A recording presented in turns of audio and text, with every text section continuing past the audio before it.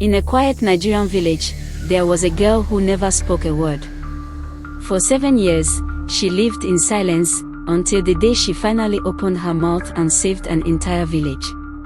Chapter 1: The Silent Child.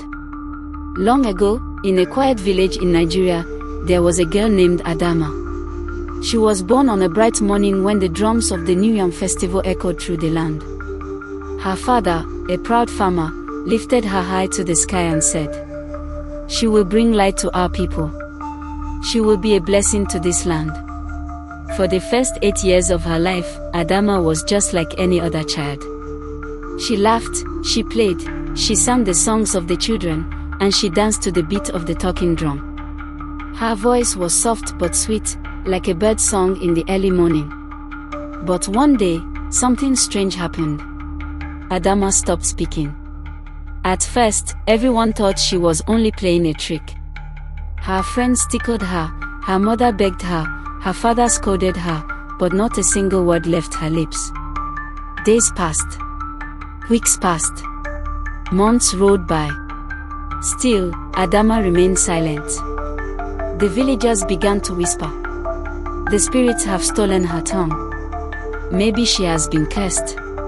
Perhaps she knows something we do not know. Some people laughed at her. Others pitied her. Many feared her. But Adama's mother held her close and whispered, "My child, even if your tongue has forgotten words, I believe the gods have a reason. One day, your voice will return, and when it does, it will bring meaning." From that day, Adama lived in silence. She grew, but her mouth never opened. She became the girl who never spoke. Chapter 2: The Years of Silence. 7 years is a long time. But Adama never uttered a single word through all those years. The first year, people mocked her. The second year, they ignored her. The third year, they called her strange. By the fourth year, they stopped asking her questions. But Adama was not deaf. She listened more than anyone. While the other children laughed loudly, she sat quietly, drawing in the sand and watching the birds. While the men argued in the village square, Adama sat nearby, her eyes sharp and her ears open. She noticed things that others missed. She saw how the ants always carried food in a straight line to their home. She saw how the moon changed shape every night.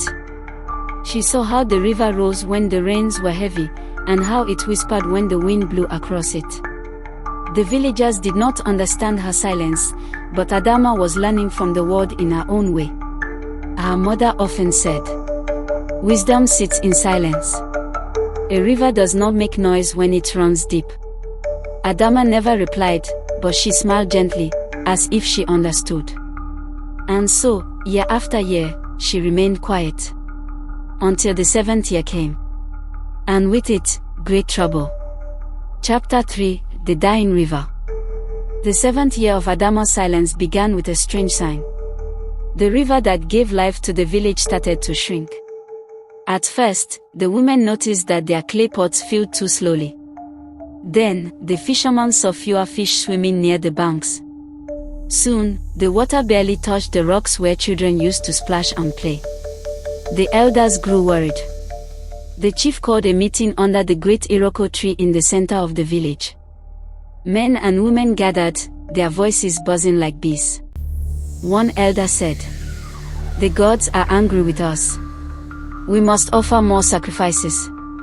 Another elder shook his head. "No. It is the fault of the neighboring village. They have cursed our waters because our harvest was greater than theirs." The chief, a tall man with a deep voice, raised his hand. "Enough. We must find a solution before our crops die and our animals thirst. If we cannot save our river, we will not survive." The people agreed, but fear filled their hearts. That night, the women went to fetch water. Their torches flickered as they walked, but when they reached the river, the pots barely filled halfway. Some women cried, others prayed. Adama, who often followed her mother quietly, sat by the bank. She dipped her fingers into the water and closed her eyes. She felt its weakness, like a tired breath. But she said nothing. As always, she kept her silence. Chapter 4: Whispers of the Forest. Adama spent much of her time near the forest. The villagers thought she was strange, but she felt at peace there. She loved to watch the tall trees sway and hear the rustle of leaves as if the forest spoke in secret. One evening, she noticed something unusual. The birds that usually came to the river were flying toward the hills.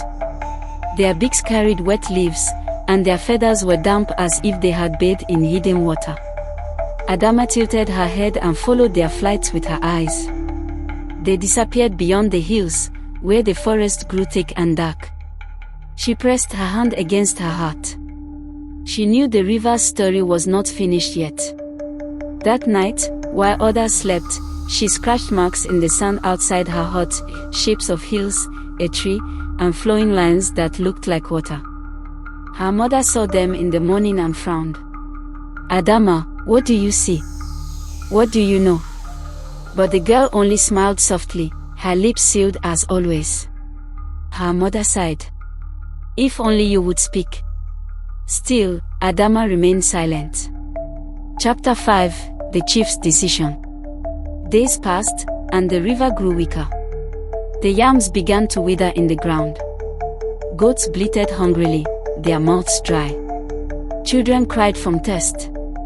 The chief called another meeting.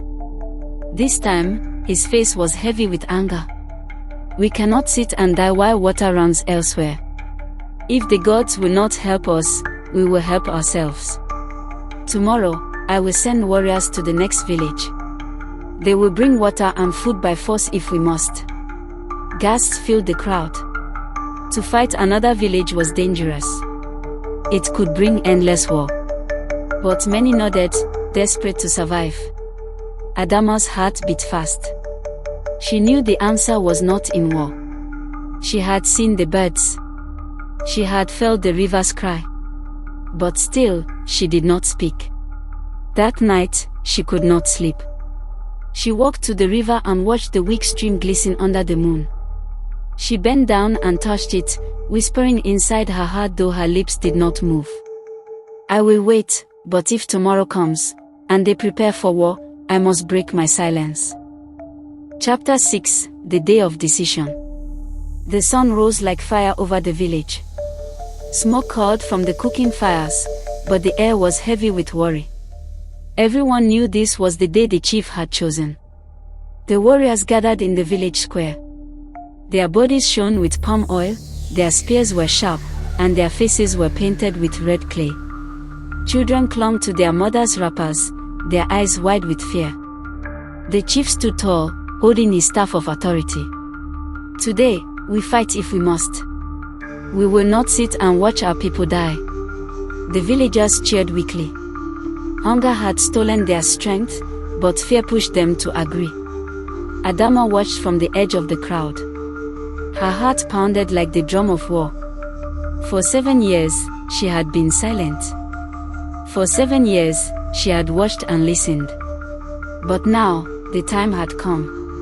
She stepped forward slowly, her bare feet pressing against the dusty ground. People noticed her and whispered, "It is the mute girl. What is she doing here? She has no place in the matters of men." But Adama walked on, her eyes fixed on the chief. She climbed onto a flat stone in the middle of the square. The crowd grew quiet, curious about what the silent girl was doing. Then, for the first time in 7 years, Adama opened her mouth. Her voice was clear, strong, and steady. "Stop." The word echoed through the square like thunder. The warriors froze. The chief turned. The villagers gasped. A woman cried out, "She can speak." Another shouted, "It is a miracle." Adama raised her hand, her eyes blazing with courage. "Do not go to war. The river is not cursed. It is only blocked." The people stared at her in disbelief. The chief frowned. "Blocked? What do you mean, child?" Adama took a deep breath. For years, she had stored her words like treasures. Now, she poured them out. I have washed the birds. They no longer come to drink here. They fly to the hills, carrying wet leaves. There is water there. I believe something has stopped our river from flowing. If we clear it, the water will return. Murmurs rose among the villagers. Some nodded slowly. Others shook their heads. An elder whispered, "Could it be true? Could the girl know what we do not?" The chief's eyes narrowed. "You have been silent for 7 years, Adama. Why speak now?" Adama lifted her chin. "Because silence has its time, and so does speech. If we fight today, blood will fall on the earth. But if we listen, life will return to the river." The crowd stirred. Some shouted in agreement, others in doubt. But one thing was certain, the girl who never spoke had broken her silence and everyone was listening. Chapter 7, Journey to the Hills. The chief stroked his beard, deep in thought. Finally, he spoke. "Very well. We shall test your words, Adama." Warriors, elders, and villagers follow her to the hills. The people began to move. Men carried machetes and ropes. Women carried gourds of water for the journey. Children clung to their mothers, whispering in excitement. Adama led the way, her bare feet treading the forest path. The villagers followed in a long line, their voices low with wonder. The forest was alive with sound. Crickets chirped. Monkeys leapt from tree to tree. The air was thick with the smell of earth and leaves. As they walked, Adama pointed to the signs she had seen before. She showed them the bird tracks in the mud. She showed them the feathers cut on branches. She showed them the damp leaves on the ground. The villagers began to believe her. At last, after hours of walking, they reached the hills. The forest grew darker here, the trees taller, the air cooler. They climbed carefully, their breath heavy. Then, they heard a faint trickling sound. The sound of water. The villagers rushed forward, their eyes wide. And there, before them, they saw it. A massive tree had fallen across the river, its roots tangled with stones and branches. The water was trapped, pulling behind the blockage, unable to flow to the village. The people gasped. She was right. The girl has saved us. Adama stepped forward, her heart pounding. If we clear it, the water will return. But we must work together. The chief raised his staff high. Then let us begin. And so, the villagers set to work. Chapter 8, Doubts in the Hills. The villagers gathered before the great fallen tree. The river water pressed against it, trapped and restless, like a prisoner shaking the bars of a cage. The sound of the rushing water was faint but steady. Men began cutting at the branches with machetes. Women pulled away smaller twigs and roots. Children carried stones in their small hands, tossing them aside. But the tree was old and heavy. Its trunk was thick as a hot wall, and its roots clung to the rocks like a giant's fingers. Hours passed, and little progress was made. Sweat ran down their faces. Arms grew tired. The sun burned above them. Some villagers began to murmur. This is hopeless. Perhaps the gods are truly angry. The girl only gave us false hope. A man threw down his machete. We should have gone to fight instead. At least then we would have food by now. Adama stood nearby, watching quietly. She felt the sting of their words, but she did not flinch. She stepped forward and placed her small hand on the trunk of the fallen tree. Her eyes closed, and for a moment, she listened, not with her ears, but with her heart. Then she spoke softly, her voice carrying over the noise of complaints. The river is strong. It has waited for us. Do not give up now. We must think, not only fight. Even the strongest tree can fall if we use wisdom. The chief turned to her. What do you suggest, child? Adama looked around. She pointed to the ropes the men had carried. Tie them around the branches. Pull together. Let the river help us. If we loosen even a little, the water will push the rest. The men hesitated, but the chief nodded. Do as she says. Soon, ropes were tied around the branches. Men pulled with all their strength. The wood creaked. Women pushed with sticks. Children carried away stones from the edges. Slowly, the blockage began to shift. The water splashed through tiny gaps, cool and fresh. Cheers rose from the crowd.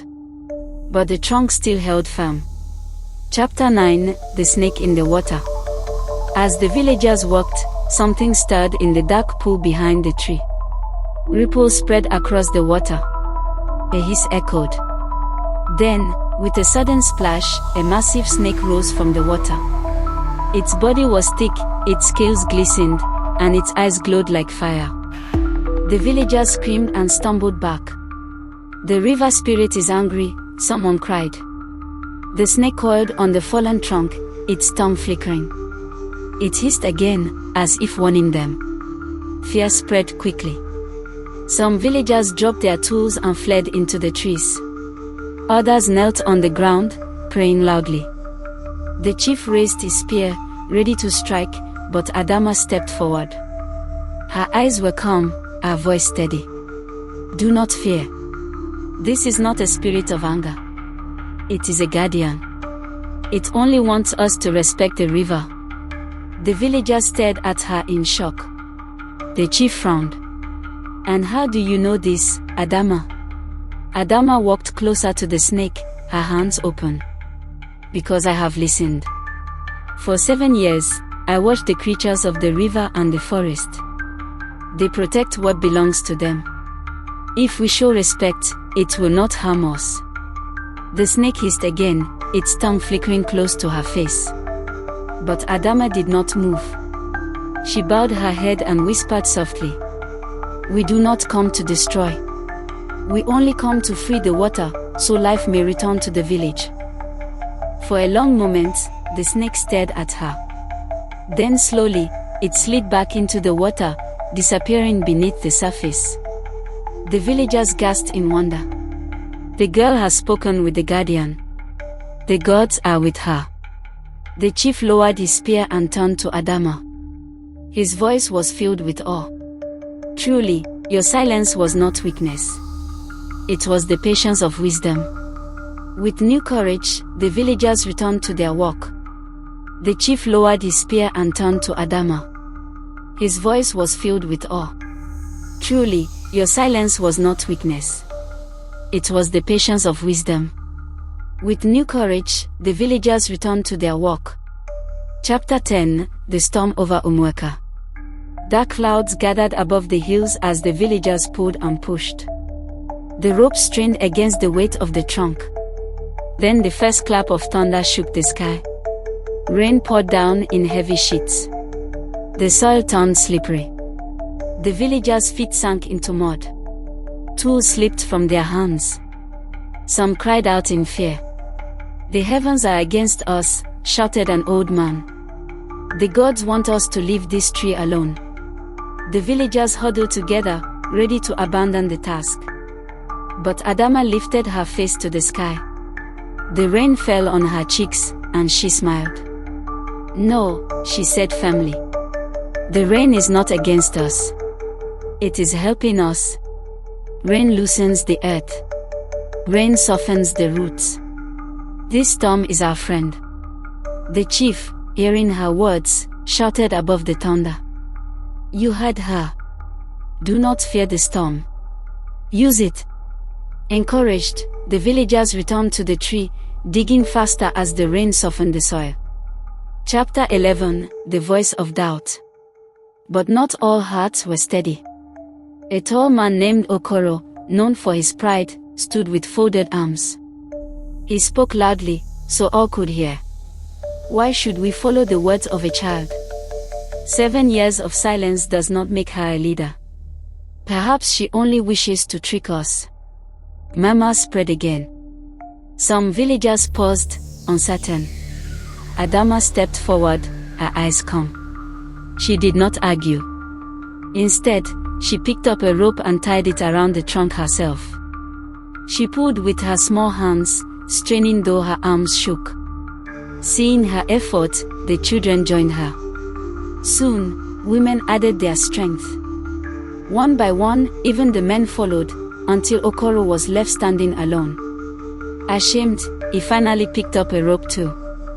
The chief raised his voice. Today, we do not follow age, pride, or rank. Today, we follow wisdom. And wisdom has spoken through this child. Chapter 12, The River Breaks Free. At last, with one final pull, the great trunk shifted. A crack echoed through the hills. The water surged forward, tearing through the gap like a beast set free. The river roared as it rushed down the valley, carrying away the last pieces of wood and stone.